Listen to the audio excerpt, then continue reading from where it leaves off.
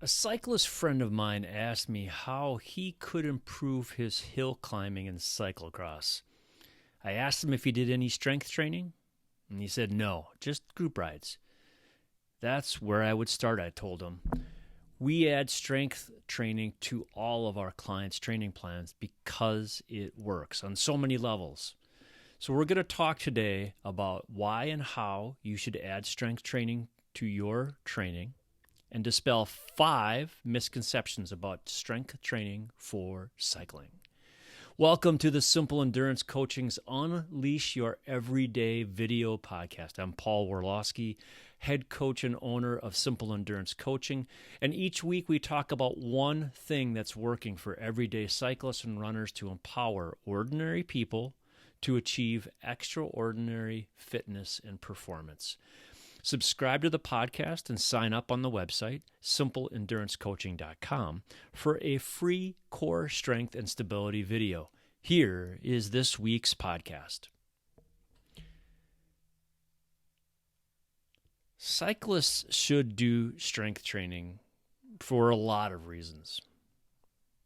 Let's talk about them.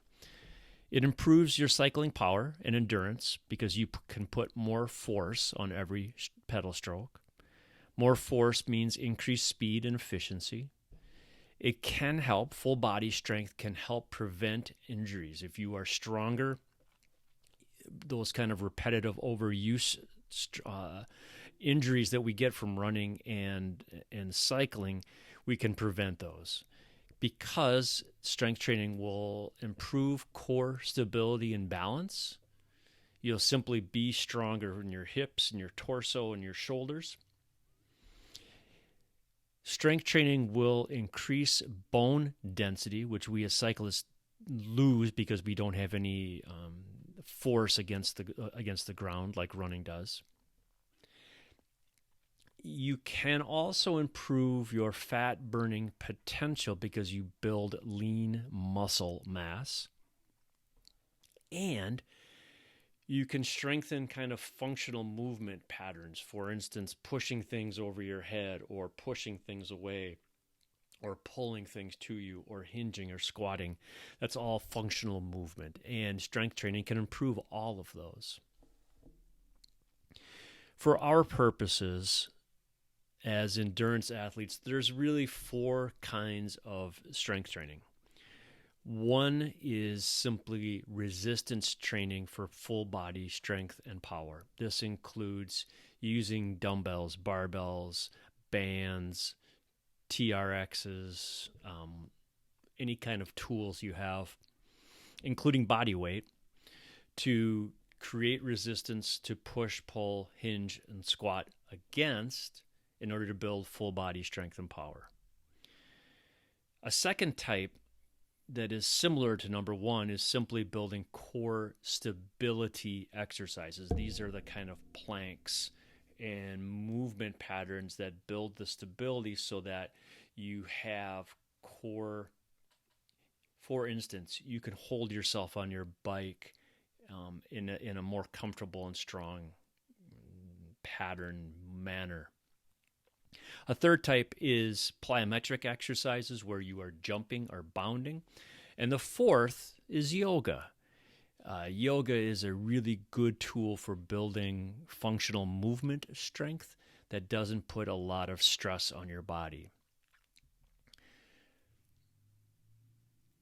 Here are some tips to help you get started implementing strength training into your cycling routine. Depending on the time of year, 2 to 3 days per week of strength training of some kind, one of those 4. Sometimes you can combine those 4. You might do these workouts after endurance training or before endurance training. You might do them after your intervals. You might do them as a separate day. You might do all of your strength training in the wintertime, Monday, Wednesday, Friday, then ride Tuesday, Thursday, Saturday, Sunday, depending on what you're trying to work on. But you can get a strength program scheduled in your weekly training program, depending on what it is that you're trying to accomplish. Are you trying to build strength? Are you trying to maintain strength?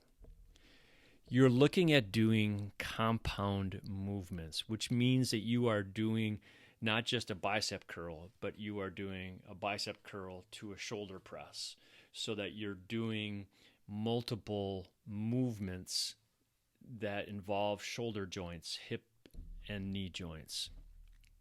So it's multiple large muscle groups are getting involved. Typically, most of the time, you want to use heavy weights with lower reps and more force, which means this. You want to, when I was growing up in the cycling world, we were doing 15 to 25 reps of an exercise to build cycling strength endurance. We don't really do that anymore. We're trying to build overall general strength, full body strength. So for instance, with deadlifts, it's a great full body strength. We're trying to simply lift something heavy off the ground. We might do sets of 3 or 4 or 5 sets of 6 repetitions. Provided, of course, that you have built up to lifting heavy weights. You're trying to build some fatigue. So you're doing fewer reps simply because that seems to initiate some hormonal changes in your body.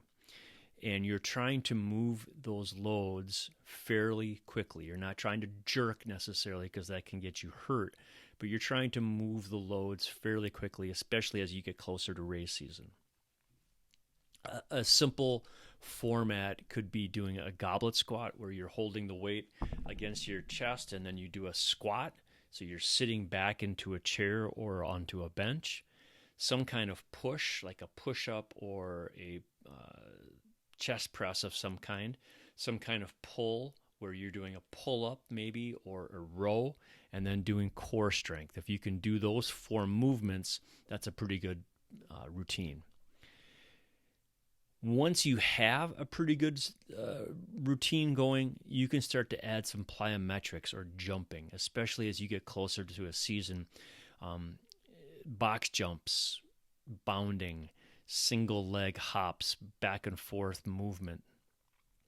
Those are really good movements to build some explosive strength and to recruit a lot of muscles into one movement. For instance, with box jumps, you sit back into a crouch and then you jump up onto the box with both feet as lightly and as nimbly as possibly, like a ninja, and land softly, so that you're not just using one muscle group, but you're using your whole body to get into this jump.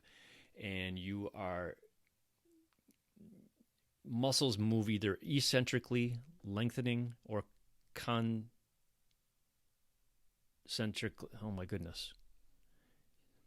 concentrically. Let's pause. Muscles move either eccentrically or concentrically, trying to either lengthen or shorten depending on how they work. You can create more stress when they are eccentric. So when you are jumping and landing, your hamstrings lengthen, your glute muscles lengthen. And that creates more stress. You don't want to do too much of this, but they are really good for building strength. Another important element, 2 more important elements, are eating enough and recovering. When you start lifting, you gotta eat, especially protein, to make sure that you're refueling the muscle growth and muscle biogenesis. You're trying to create more muscle fibers and make them stronger. Plus, you need to recover. You can't lift every day, just like you can't do intervals every day. You need to recover, let your muscles grow, let your muscles get stronger. So here are some misconceptions about strength training for cyclists. Misconception number 1, strength training will make me bulky and slow. Yeah, if you are not doing any endurance work, if you are eating and doing nothing but strength training, yes, Strength training will make you bulky and slow. But since we are endurance athletes, it's not going to happen. There's literally a switch that happens. You can get toner and you can get more muscle mass, but you're not going to get bulky unless you are lifting the majority of the time and that switch turns over to building muscle. You may lose some weight, you may gain some lean muscle mass, but for the most part, you're simply going to get faster. Misconception number 2, strength training is only necessary for professional cyclists. No, strength training is probably more important for us everyday cyclists because we need to be stronger in order to improve our general fitness and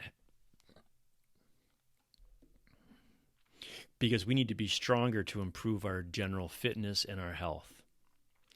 Misconception number 3, I don't have enough time to incorporate strength training. Yeah, you do. Take some time out of some of your endurance rides. These don't need to be long sessions. We're not spending hours in the gym. God, no, that would be so boring. We all want to be on our bikes. We all want to be out exercising.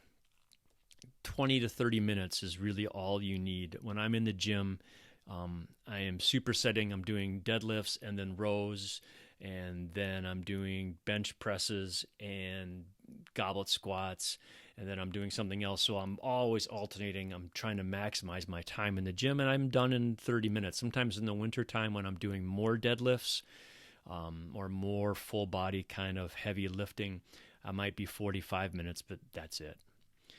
Number 5, strength training can increase my risk of injury.